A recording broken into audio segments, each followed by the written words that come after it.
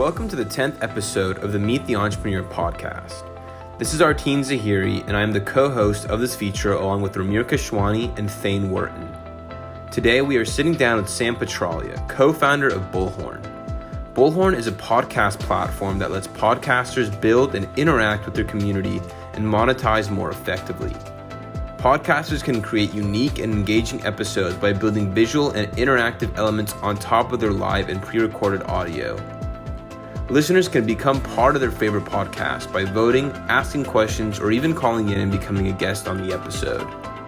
Bullhorn does this while being completely free for the podcaster and even allows them to monetize by offering custom subscriptions or accepting donations. So yeah, we can go ahead and get the conversation kicked off. Sam, how about for our audience, you can kind of tell us what is Bullhorn and what kind of is your mission as the founder of it? Yeah, so Bullhorn is one thing now, but in its past, it has been many things as we've tried to pivot and evolve, as you know, many startups do. But our mission is to, in an elevator pitch sentence, is to make podcasting better for the listener and the podcaster themselves by allowing interaction. So turning podcasting into a two-way street between the listener and the podcaster, and also allowing the listener to actually support themselves. So we want to be able to give podcasters the tools to actually go ahead and make podcasting their day job. It requires a lot of work, but the support and the monetization features are a bit lacking right now. It's mostly Patreon, which works for some podcasters, and the rest is all kind of advertisements. So to say it's kind of disjointed and not efficient, I think is a fair statement. And then again, going back to the listener and kind of podcaster relation, it's super disconnected. So we're here to bridge that gap between the two. That's awesome. And how did you get involved in the podcast kind of world? Was that something that you were always interested in, or what kind of introduced you to that landscape? Yeah, that's a great question. So, I think my story of falling into podcasting is similar to many other people. In 2014, I kind of fell in love with podcasting because I listened to Serial as my first podcast. And it's that kind of true crime one about Anand Saeed and I think it's Baltimore, I believe. So I thought that was a really interesting story. It kind of hooked me. And I was out there. At the time I had an internship in Copenhagen, Denmark, and I didn't speak any of the language. So I was kind of out there by myself. So I kind of really enjoyed podcasts. And I always kind of followed along, and I liked the community, and there's all these it was cool because it was almost like a democratization of content, right? Because the obstacles to actually get into podcasting is very few, right? Even less than YouTube, right? Kind of anyone can start pressing, recording on the voice memo app on their phone and just get going. So I thought that was pretty cool. And then I graduated college in 2016 from University of San Diego. I always kind of had an entrepreneur mindset.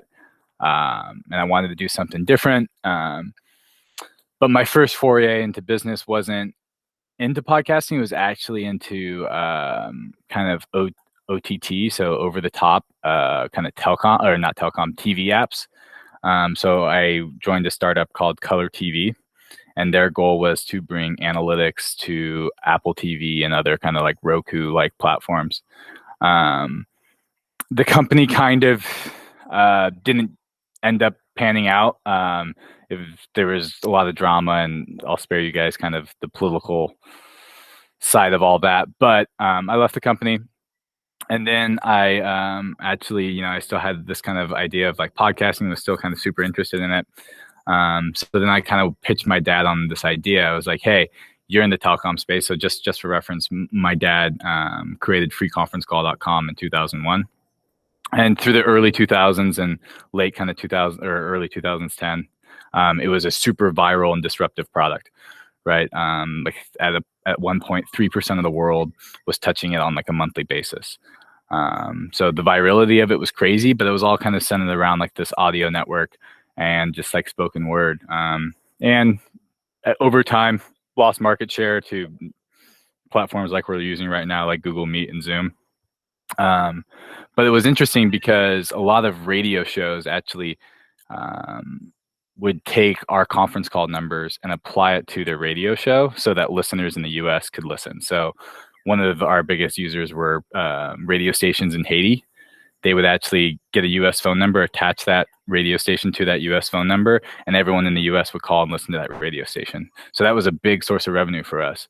And then we thought, oh, hey, you know, all these kind of radio stations are moving to podcasting, right? Podcasting is this new medium. How do we capture that? Like, how do we enter into the foray? And the first and like coolest and like, I guess not coolest, but like the thing that made the most sense was, well, let's just attach phone numbers to every single podcast out there. So we give podcasters phone numbers and say, hey, this is, you know, a data-free option for your listeners to go ahead and still listen to your podcast without using their mobile phone data. And we actually found decent success and traction with it. But that mindset's kind of like backwards, right? Where it's like, that's not the way podcast is going. People aren't going to call into a phone number. But we established that kind of like a good community and usership in like rural communities or like listeners who don't have like unlimited data plans, but slowly but surely that kind of started to go away, right? Like everyone kind of has a data plan now.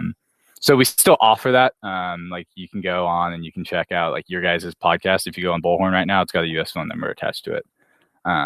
So you can still, people still use it, and it's actually kind of funny. Like 50% of our like listenership is still through that call to listen medium, which is what we call it, call to listen.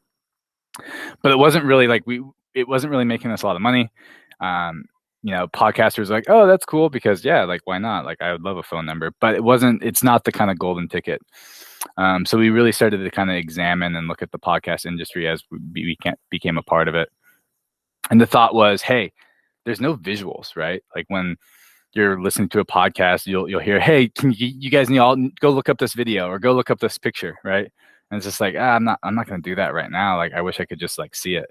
So that was the first thing. Like, there's a little bit of FOMO, and it's like, well, can we throw in like visual ads? And it's like, yeah, we could throw in visual ads, we could throw in visual images, but the podcaster would really need to be in control of that. And then we took that a next step, and we're like, hey, we have this free conference call phone network. We're one of like the biggest conference providers in the world. What if we made podcasts somewhat similar to like a conference? So that's kind of where we're at now. And we've created this product that's actually really, really cool.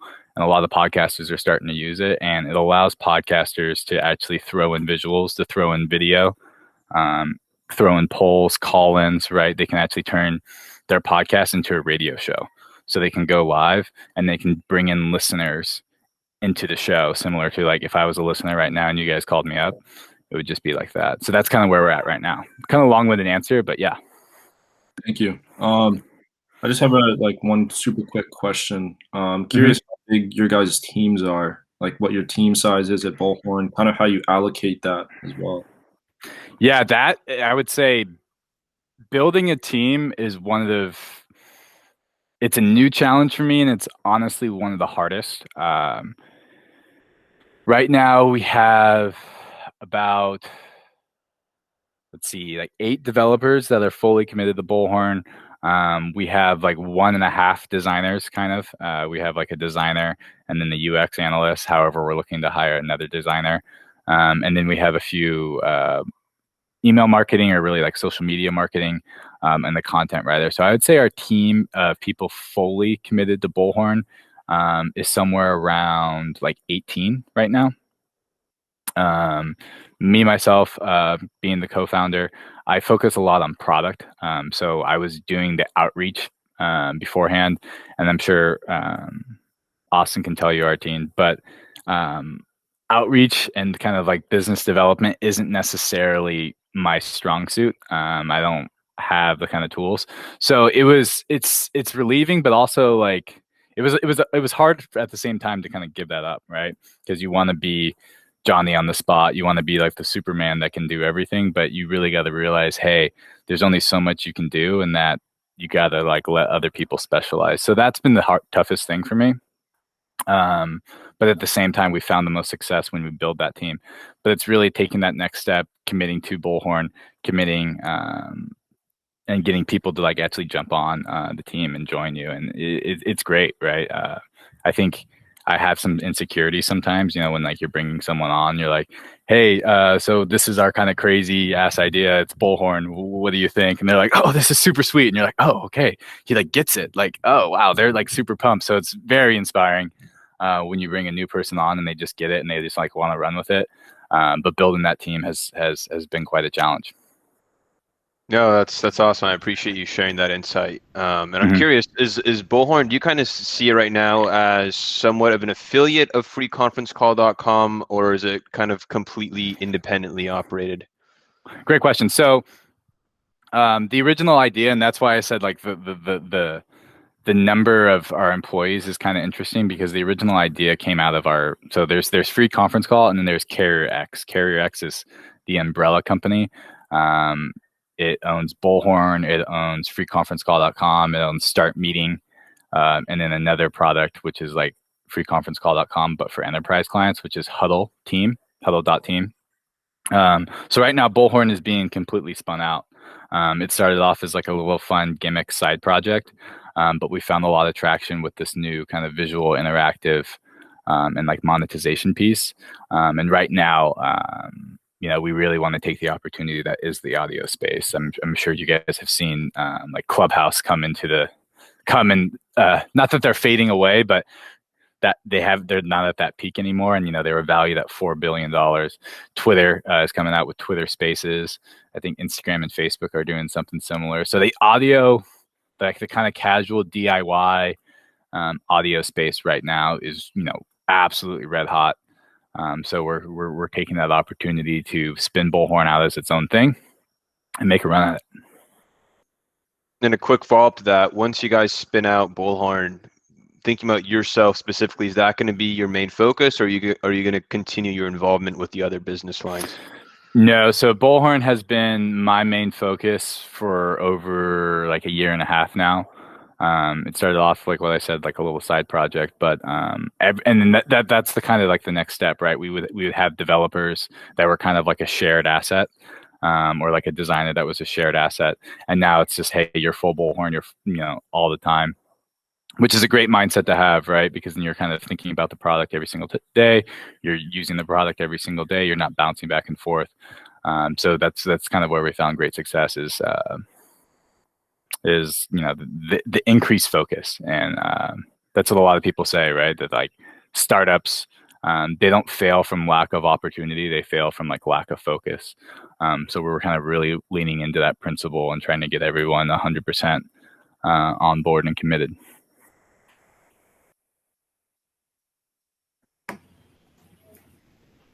Yeah, that makes sense. And I think it was really interesting earlier when you touched on the complexities of managing a team and hiring and onboarding, especially during this time period. I'm curious to know a little bit more about how you think about your management styles as, you know, as a leader of a team, and how you've kind of adapted that over the course of, you know, the past, I guess, like 12 to 15 months. Yeah, so I started off kind of like within like product as like product management, right?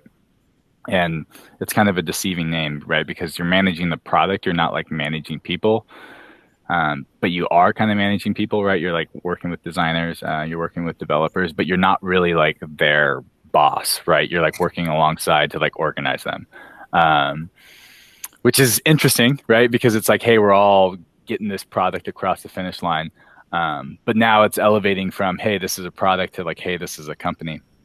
So taking that next step is kind of interesting, because then it's like, you know, someone asks you for vacation and you're like, and instead of like saying, hey, I'm going on vacation, it's like, hey, can I go on vacation? And you're like, I mean, yeah, like, I don't like, it would be nice if you didn't, but like, yeah, like you gotta take your time. So it's like, it's weird. And it's like, do I like, I mean, I'm 27 years old, right? So it's like, you kind of like gotta think like, do I gotta put my foot down? Do I gotta be the guy?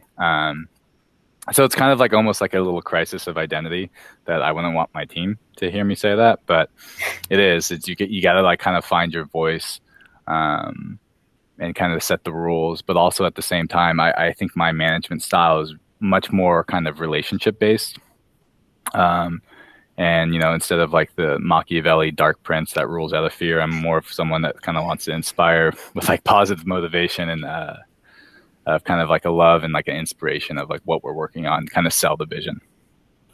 And honestly, I think one of the easiest things is that when we go out and we talk to a podcaster, like what's so great and what's so inspiring about Bullhorn right now is that every single person that we demo our product to, that we show to, and when I say person, I mean like podcasters, because that's really only people we're showing right now.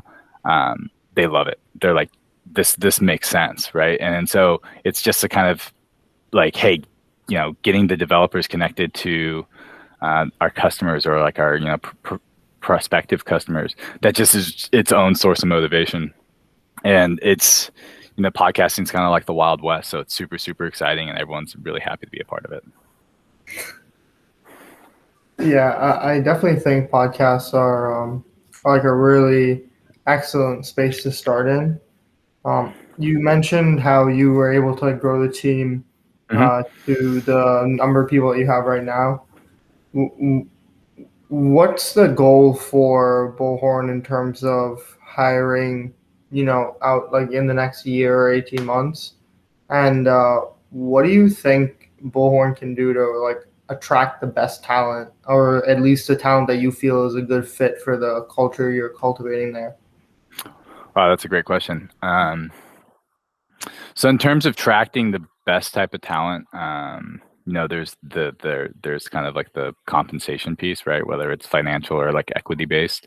And I think that's always necessary, right? And you always got to be straightforward. But to me, it's really selling this vision and getting people on board that are super excited and believe in the product, right? I think that should come first, and then the kind of financial goals come second, if that makes sense, right? And that's what we're trying to do, right? We're trying to, make some waves in the space. And I mentioned earlier that podcast is like kind of like the Wild West. But if we can kind of continue down that analogy, right? The Sirius, the Spotify, the iHeart, right? There's really like been a big consolidation of a few, maybe like 5 companies, Apple included, buying up podcast companies and assets. And they're almost kind of like, if we're using podcast ecosphere right now as the Wild West, they're like the big railroad companies coming in, kind of messing up and creating like a civilized society for everyone. So anyone that's attracted to, hey, we're almost the David and they're the Goliath, like, you want to come take a swing at them with us? Anyone that kind of has that kind of battle ready spirit is someone that we're interested in, and something we also want to inspire, right? Because that's the fact of the matter is, you're going up against Spotify, not directly, right? We're not trying to steal their listeners from their app, but we're actually trying to offer like an additive or like a complement to podcasters to send their listeners to our platform. But that's a $50 billion company. Like, how do you win against that? And it's, the answer is you got to be unique and you got to offer something different with your competitive advantage. And speaking on the vision, do you envision Bullhorn being a one-stop shop for podcasters to start, manage, grow, and for other people to listen to podcasts, or do you see Bullhorn kind of working in combination with other podcasting tools and platforms? Great question. So what and this is a big kind of when we demo the product or when we show the product to a podcaster, that's one of their biggest objections, right? It's like, well, I already use Podbean, right? Or my hosting providers is Anchor, right? And I edit using some other studio software, and then I publish via this. We're not trying to like disrupt or interrupt any of that, right? If you got a Patreon subscription, good, you can add one on Bullhorn as well. We're really positioning ourselves, and it's the fact that we're not a replacement to anything that we're using. We're not trying to get you to cancel a subscription to a tool that you're currently using. We're actually a complement to your kind of little Batman utility belt. And we're just like another little placement on that. And the placement is like, hey, you can go live. You can create a subscription that doesn't offer goodwill, or it does offer goodwill, but Patreon, right? Their kind of subscription model is like, hey, you might get some bonus content, you might get some access to merch, but it's thanks for supporting the show, right? It's like this act of goodwill. Well, with Bullhorn, podcasters have 7 in-app features to decide what paywall they want to put it around. So if a big podcaster or even like a small podcaster, right, says like, hey, we got 1,000 people trying to call in and join our show. It's like, hey, put a paywall behind it. Pick a price, put a paywall behind it. And then, that 1,000 people becomes 50 people, but they're super engaged. They love your show and they're going to continue to show up. So that's our kind of sell, right? Is that you can go publish on Spotify, publish on Apple, publish on every single podcast platform there is, but you have the ability to actually add interactive and visual layers to your episodes on Bullhorn and go live on Bullhorn and kind of speak to it. So it's like, hey, when you guys are recording your podcast, it would just be opening up another tab. That tab is Bullhorn and going live to, maybe it's 50 people, maybe it's 50,000. It's up to you. It's interesting because this is an interview, but you guys are also podcasters, so there's a little bit of pitch to try to get you guys on the platform subtly. No, for sure. We actually we did check it out. Made an account, kind of poked around there. It's definitely interesting because you touched on it. We were thinking like that was kind of part of the genesis of my question. Is like, is this something that's going to replace the tools we're already using? We use Anchor, as a podcast hosting, and then I mentioned we post our podcast on Spotify. So we're kind of thinking, where does this kind of fit within the podcast tech stack, I guess you could call it, or it's kind of like you mentioned, like it's a different complementary solution to what we're already using, kind of thing. Yeah, let me take this opportunity to actually kind of use you guys as like an example. We already have most podcasts on our platform, right? We have like I think we're approaching 1 million podcasts in our database, in our library that listeners can listen to. Really what the process is for a podcaster, it's, hey, keep all your same tools that you're using, go to Bullhorn, claim your podcast, say, hey, this podcast is mine. Go into your account. You can kind of mess around, like make like a little test live episode. But then when you actually choose to go live or when you're kind of recording your normal podcast, you can actually go live on Bullhorn while you're recording. Tell your listeners via social media, or even if they have the Bullhorn app downloaded, you can send out a push notification, bring them on, and then you can start interacting with them there, right? So you could, while we're sitting here talking, right, you could actually go put up a poll on Bullhorn and ask, what's your preferred podcast player, right? And there could be 4 choices. It could be Spotify, it could be Apple, it could be Bullhorn, and then like, let's say Overcast, right? And you can see those results come into real time. So for you as a podcaster, it allows you to kind of create content without speaking into the void, right? Where you're like, hey, I have my set list of 10 questions for Sam, and we're just going to talk and see what happens. Hopefully our listeners like it, but if they have any questions, they'll have to DM us on Instagram or, email us or something like that. This gives you the opportunity to, one, poll them and get their feedback right away. But then also you guys could like bring someone on the show to, then they could like pepper me with a question or something like that, right? Yeah, that's awesome. It brings a, like you said, a very exciting dynamic to a podcast without having to have the traditional infrastructure of like a radio show. Like anybody can kind of replicate that atmosphere. Right, exactly. And it's been wild. So we had one podcaster, it's called the Gu Unfiltered Podcast. I'm not sure if you guys are familiar with like the UFC or anything like that. But he's this guy who hosts this podcast. He's best friends with the UFC champion, Justin Gaethje. So he went live, and then Justin had downloaded the Bullhorn app and then actually called into the podcast to make fun of his buddy, who was the podcast host. And it was, a great experience. And I was all giddy because I was like, yo, the UFC champion downloaded the Bullhorn app on his own, like made an account, and then actually called into the podcast, right? And started like making fun of his buddy. So it's a pretty cool moment.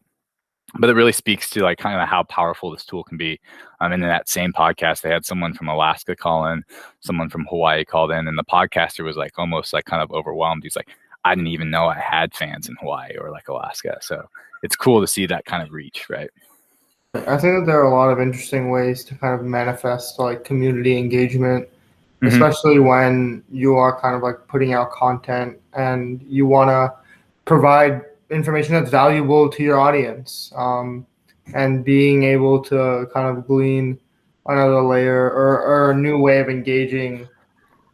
I guess an old way of engaging in a new format where people can call in live to a podcast. It's almost like something that's simple, and now it feels new because the mediums have changed. Right.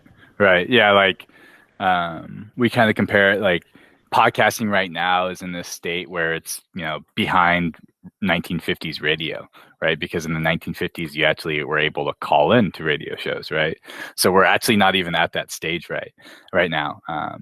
And I had a presentation the other day and I kind of like made like a little meme, but they say our iPhones, right, have like some absurd amount, like 12,000 more like better computing power than like the Apollo space missions, right? So this device right here can, it has more computing power than it can send someone to the moon. However, we're still stuck here listening to pre-recorded audio with no interaction between the podcaster and the listener. It's kind of wild. So it's like it's ripe for disruption.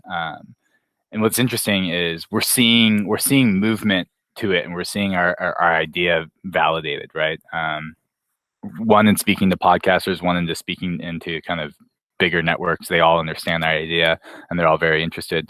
But we're also seeing Spotify and a few other apps like Patreon actually kind of move towards this new future, right? Spotify, I think this summer will be introducing podcasts that have video and polls, right? So they're starting to tackle the visual problem that is podcasting and the video problem, right? When's the next step when they're actually going to turn that way into turn that into a two-way street? And our hypothesis is that it's very soon. So we're out here and we're one of like the first movers, and we really do have a competitive advantage. However, this kind of speaks to like the problem of, being a small company is you got to like get that kind of vision out there and you got to get people on your product, right? We can handhold podcasters, and we do. That's our kind of model right now is we bring them on, we handhold them. But right now our big focus is really creating like this self-service product that any podcaster can kind of get on and just figure it out right away. Absolutely. Just a super quick question here. Curious what the growth like is at Bullhorn, just over like the last 15, maybe last 12 months, how you guys have started from like funding and then expanded your platform and what your future plans are. Yeah, so it's kind of good to kind of speak from the history of Bullhorn too, because it originally started out as like a part-time side project for me and a few developers within the company to actually create the Bullhorn app. And so that started in about 2018. We existed as this call to listen app for about 2 years, and it just kind of like it chugged along, but it wasn't really too disruptive, right? And then in January, we actually launched this studio product. So we're relatively new, and then we're on the scene, and we're taking this kind of growth mindset like at full bore, right? We're charging it, but in terms of actually money that we've raised right now, it's all bootstrapped and it's funded from within the company. Nice. That's helpful to understand the background a little bit. So it's really just been since January of this year where like the Bullhorn as we know it today was launched. Yeah, and as all launches go, there's always a little bit of a few problems. So like in January, that's when we said, hey, it's here, the beta product's here. But getting our first podcaster on was like in kind of February. And now we have about 10 podcasters going live every week. So it's super exciting. They kind of range in scale and size. Like the Gu Unfiltered Podcast, they get a sizable amount of audience and they get like a lot of chatter in their chat room, questions, and they get people calling in. But then there's a few kind of sports podcasts that are a little smaller. However, they're continuing on, and they love it because it's just another distribution platform, right? So they can go live on Bullhorn while they're recording it, and they get people calling in. So it actually aids to the creation of the show. Right. And I think the first 10 customers, you mentioned there's the 10 podcasts going live on Bullhorn. I think getting those first 10 customers is a huge milestone for any startup. What was it like getting, I know you mentioned like outreach and business development isn't your kind of thing. What was it like getting the first 10 customers? How did you achieve that? Well, like what I said is like when you show the product to, and this kind of speaks to the sales cycle, right? When you show the product to a podcaster, they're like, "Oh wow, this is awesome! I'm super excited. How do I use it?" and everything like that. And then you get off the call and you're like, "Hell yeah, this guy's going to use it." But then they don't actually go live, right? They don't actually make that Twitter post on their own saying, "Hey, I'm going live on Bullhorn." So my initial kind of track was, because one of the question was, at the end of the call, they'd be like, "Well, how many podcasters are using this?" And I'd be like, "Oh, well, you'd be one of the first." And they'd be like, "Oh, okay, well, get back to me when there's a few other podcasters on it." So what I did was I went around to a few local podcasters and a few podcasters that I met that are actually a little more apt to trying something new, and that I had like kind of like personal relationships with, and I was just like, "Hey, like, why don't you go ahead and try this out?" So it was really starting small, and then for a while it was like I was like, "Hey, I'll Venmo you $25 if you go live tonight," and they're like, "All right, cool, I'll do it." And then I'm like posting on my Instagram, and they're getting like, "Yo, I got 100 listeners," and I was like, "Yeah," they were kind of like, my buddies and people from work, but you got 100 listeners for sure, kind of a thing. So it's just cool stuff, right? That like the podcasters kind of understand the product, but in terms of convincing them to use something new, it's scary for them. So it's kind of really getting over that fear. No, I appreciate you sharing that and the kind of creative ways you had to, get those first podcasts to go live. But at the same time, it's also, there's two parts of the equation. You also need, listeners on your platform. So the podcasters actually have an audience to engage with live chat, call and live polls. How about that kind of part of it? How is it like getting people to download the Bullhorn app and actually use it to engage with podcasts? Yeah, no, that's a great question. So right now we're still implementing our kind of creator strategy. And it's kind of the chicken or the egg question, right? Like which ones comes first? Do the listeners come first or do like the podcasters? And we've kind of squarely said it's the podcasters come first. So one is what we're doing is we're trying to get the podcasters on. Even if they have a small kind of audience, what we're seeing with, I'll use the Gu Unfiltered Podcast, which GU stands for Gladiators Unleashed. What they've done is they've created all their episodes simultaneously on Podbean and Bullhorn, right, when they're recording. And throughout the episode, they speak to Bullhorn, right? We're not paying them in terms of like advertisement, but they speak to it and they say, "Hey, we're getting a call in on the Bullhorn app," or "If you guys open your Bullhorn app, go ahead and check out the poll." So you start to see this kind of momentum build where each week they get more and more listeners. So really it's the podcaster bringing the listeners onto the app. However, we see that the biggest friction point is the app, right? It's downloading, it's creating an account, and then finding that podcast, right? So what we're creating right now is actually a web viewer, so that if listeners on their mobile device that don't have the app or people on their desktop want to actually listen and engage with your content, both on demand, like in the past, or like live, they'll be able to do that via the web. And that's kind of like the nature of the beast, because we built the app to prove that, hey, you can do this, all this interaction. But it's easier to build an app than to get like a partnership agreement with like Spotify or one of like the big apps. So that was our kind of position. So now we're moving on to the web viewer. And we've actually we're speaking to 2 other app companies right now that are interested in this because they see this as like a competitive advantage. So we would actually say, "Hey, they go live on Bullhorn and it pushes to your app, and this is what it would look like. Are you interested in something like that?" And we're getting actually some traction with that. So it's great stuff. A lot of sense. Kind of have the podcasters lead to people downloading it. They kind of drive the conversation and encourage their audience to download it. That makes a lot of sense. Right. And what you're seeing is a lot of like super fans, right? So like the people that donate on Patreon, or the people that like follow them on Instagram that are kind of obsessed with the podcast, they're the first ones to make the step in the Bullhorn, right? Now the question is how big is like the super fan audience of certain podcasters? Is it 10%? Is it 1%? So that's something we remain to be seen. But they're the first step. They're the kind of the pioneers that are actually getting on Bullhorn first. I have kind of just a fun question for you, Sam. What are your favorite podcasts to listen to? Oh, that's a great question. The Going Deep with Chad and JT podcast. I don't know if you guys have heard those guys before. They crack me up. I grew up in Southern California. I went to school in San Diego, and now I live and work in LA. So I've lived in like 3 counties up and down the Southern California coast, which, as I say, is like kind of embarrassing, and maybe it makes me feel like I live in a bubble, which might be a fair criticism. But these 2 podcasters, they grew up in like my hometown, basically in like Orange County, and they speak to humor and they speak to kind of the LA scene in such a funny way that it like really cracks me up. And going back to the super fan, I'm kind of like a super fan of them. I actually like went to a comedy show in LA where they like had like a little. It was actually cool because we're coming out of COVID, so it was like an outdoor comedy show, which was kind of weird. But they were there, and it's just cool stuff. That, and then I'm a history nerd, so I love Dan Carlin's Hardcore History. I don't know if you guys have ever listened to that, but that's good stuff. Especially if you got like a plane flight, because like each episode's like 4 hours long.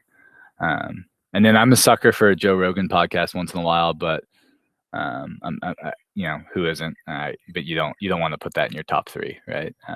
But yeah. All right, yeah, for sure. I haven't heard of the Dan Carlin one or Going Deep with Chad and JT, so we'll definitely check those out. And then Joe Rogan, of course. Everybody listens to Joe Rogan. Yeah. If you guys don't mind me asking, what are some of your inspirational podcasts, right? Or something that you guys kind of like look up to in terms of like a fresh entrepreneur podcast? Rumir, you want to go first? Yeah, I think for me, like, I've really been enjoying the All In podcast with Chamath and Jason Calacanis and, David Freeberg and the other guy, I forgot his name, the other David. It's been pretty good. Chamath is a savage. I love him. He's so good. Yeah. And, he's trying to run for governor out here in California. There's a lot of accusations being thrown around, and they're the Frank. Yeah. They play way too much. It's really funny. No, but I really enjoyed that, and I'll also listen to the Tim Ferriss podcast every once in a while. I mean, he has some amazing stories on there. They're extremely long, just like the Joe Rogan ones, which is a little not my flavor, but I'll listen to one like over the course of like 3 days, just like in small chunks, so it's good. I've been listening to the How I Built This podcast from NPR. Good one. That's a very, very interesting podcast. I remember like my mom actually showed it to me like a few years ago. They were doing it on Five Guys, like burgers and fries. And it was just very, very cool to see how this one dude from like Michigan was able to build this massive company. But other than that, I typically just listen to like comedy podcasts. So I'm not sure if you've heard of The Basement Yard, but it's hilarious. It's one of my favorite podcasts for sure. It's just 2 guys just messing around in their room in New York, just having fun. So yeah, pretty light. Then for me, actually, it's interesting. I only listen to like 2 types of podcasts. One is like very quick, like news podcasts, like Axios Pro Rata and Robin Hood Snacks. Yeah. And then I'm actually like pretty interested in politics, so I listen to a lot of different political podcasts. A couple of them is like Breaking Points, Yang Speaks, which is a podcast that was hosted by Andrew Yang, who's running for mayor in New York. And then there's one called the Realignment Podcast, but mostly just a lot of different kind of political podcasts. Yeah, and I think that kind of like, I mean, all our interests are somewhat a little bit different in terms of our podcast, and it really speaks to how cool the podcast ecosphere is right now. Yeah, absolutely. There's something for everyone, whether it's sports, comedy, entertainment, politics, science. You can really find anything you like in the form of a good audio podcast. Right, and they're all on Bullhorn, and we should all, if they're listening to us right now, they should all go ahead and claim their podcast on Bullhorn as well. A little shout out there at the end.